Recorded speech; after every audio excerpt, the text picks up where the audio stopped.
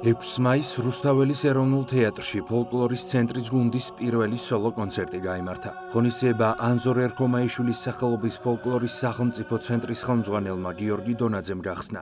მან გუნდის შექმნის ისტორია გაიხსენა. ღონისძიებას საქართველოს საპატრიარქოს საზოგადოებასთან ურთიერთობის სამსახურის ხელმძღვანელი დეკანოზი ანდრია ჯაღმაიძე, კულტურის მინისტრი თინათინ რუხაძე, მინისტრის მოადგილე გიორგი მირცხულავა, პარლამენტის კულტურის კომიტეტის თავმჯდომარე გიორგი გაბუნია, ხელოვანები და სხვადასხვა სფეროს წარმომადგენლები ესწრებოდნენ. დავესწარით ღონისძიებას, როგორც გითხრეს, 1 წლის ნამუშევარია ეს და მინდა ვთქვა, რომ ძალიან გახარებულები ვართ. ზოგადად იმით, რაც კეთდება ფოლკლორის მიმართულებით ჩვენს ქვეყანაში და კონკრეტულად ამ შემთხვევაში უკვე ჩამოყალიბებული სრულყოფილი ანსამბლი არის, შეიძლება ასე ითქვას, ძალიან საინტერესო და რთული ნომრები შეასრულეს და მაღალ დონეზე. ესე რომ უსურებ წარმატებას და მადლობა ყველას, ვინც ამისთვის იშროვა. უმნიშვნელოვანესია ჩვენი ქვეყნისთვის კულტურული მემკვიდრეობის, როგორც მატერიალური, ისევე არამატერიალური ფორმით მხარდაჭერა.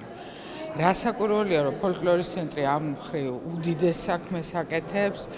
რა ვიცი, ჯერ კიდე ბატონი ანზორ ერქომაიშვილისგან მახსოვს, რომ ამბობდა, რომ ახალი ტიპის გუნდების და სალოტბარო სკოლების და ზოგადად ქართული ფოლკლორის პოპულარიზაციას რაც შეიძლება მეტი ხელი უნდა შეუწყოთ, იმიტომ რომ ეს არის ჩვენი იდენტობისთვის გამსაზღვრელი და ვფიქრობთ, რომ ძალიან სწორ გზაზე ვართ ამ მხრივ, რომ ყველანი ერთად ქართულ კულტურას ერთიანი ძალისხმევით მხარში უდგევართ. ძალიან ემოციური დღე იყო ყველასთვის, ლოტბარებისთვის, ბიჭებისთვის.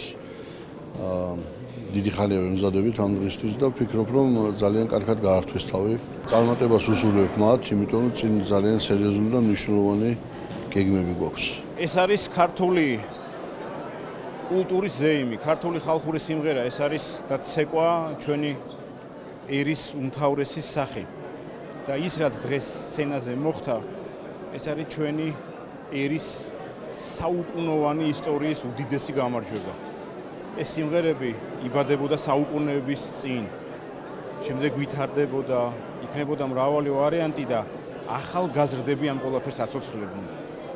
მე მინდა ფოლკლორის სახელმწიფო ცენტრს და გუნდს, რომელიც დღეს წარდგა სცენაზე, უთხრა მადლობა მის ხელმძღვანელობას, ყველა წევრს და დარწმუნებული ვარ, რომ მომავალში ეს გუნდი საუკეთესოდ წარმოაჩენს ქართულ კულტურას, როგორც საქართველოში, ისე მთელ მსოფლიოში. წარმატება და მინდა ანსამბლ რუსთავის სახელით მათ აღუთქვა დიდი მხარდაჭერა. აღსანიშნავია, რომ ფოლკლორის სახელმწიფო ცენტრთან ხალხური სიმღერისა და ტრადიციული გალობის გუნდი გასულ წელს დაფუძნდა და სალოტბარო სკოლის მოსწავლეებს, გიორგი მთაწმინდელის სახელობის გალობის უნივერსიტეტის სტუდენტებსა და კურსდამთავრებულებს აერთიანებს. პროექტი ფოლკლორის სახელმწიფო ცენტრის ორგანიზებითა და საქართველოს კულტურის სამინისტროს მხარდაჭერით ხორციელდება. კონცერტზე საგალობლები და სხვადასხვა სიმღერა შესრულდა. ასევე წარმოდგენილი იყო ქორეოგრაფიული ნომრებიც. გუნდის შექმნას აქვს თავისი ისტორია. მოგეხსენებათ, რომ ფოლკლორის ცენტრმა 2014 წლიდან დღემდე 45 სალოტბარო სკოლა შექმნა და ამ გუნდის წევრების ძირითადი ნაწილი სწორედ რომ ჩვენი სალოტბარო სკოლების კურსდამთავრებულები არიან.